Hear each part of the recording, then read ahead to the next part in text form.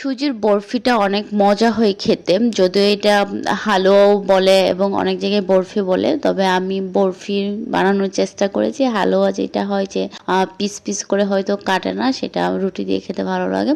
আর বরফির মতো একটু শক্ত করে ভেজে নিলে এটা খেতে সুন্দর হয়, পিস পিস করে কেটে নেওয়া যায়।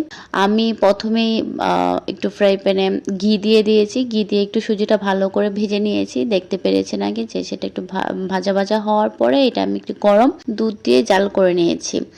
আর এখানে একটু গরম দুধ দিলে যেটা হয় যে বরফিটা দলা পেকে যায় না। আর ওইটা দেওয়ার পর আমি আর একটু ভেজে পানিটা টেনে আসা পর্যন্ত, দুধটা টেনে আসা পর্যন্ত আমি রেখে দিয়েছি। ওর এখানে নামিয়ে নিয়েছি, নামিয়ে এটা আমি সুন্দর করে সেট করে নেব। এটা সেট করার সাথে উপরে আমি কিছু বাদাম অ্যাড করে দিচ্ছি। আর বাদামটা একটু চেপে চেপে দিতে হবে হাতে, যাতে একটু মিশে যায়। তারপর ঠান্ডা হওয়া পর্যন্ত অপেক্ষা করেছি।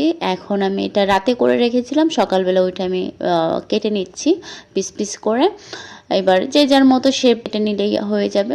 আমি আমার মতো করে কেটে নিয়েছি এবং এটা খুবই মজা হয়েছে। আর আমি প্রথমবার গুড় দিয়ে এটা করেছি। আমি আগে চিনি দিয়ে করতাম, তবে এবার গুড়টা হালকা একটু পানি দিয়ে জ্বালিয়ে তারপর আমি এটা করেছি, যার ফলে একটা খেজুর গুড়ের স্মেল আসতেছিল এবং খেতেও খুব দুর্দান্ত হয়েছিল। ভেবেছি এইভাবেই খেজুরের গুড় দিয়েই সুজির বরফিটা করব, তাহলে হয়তো খেতে আরো মজা হবে।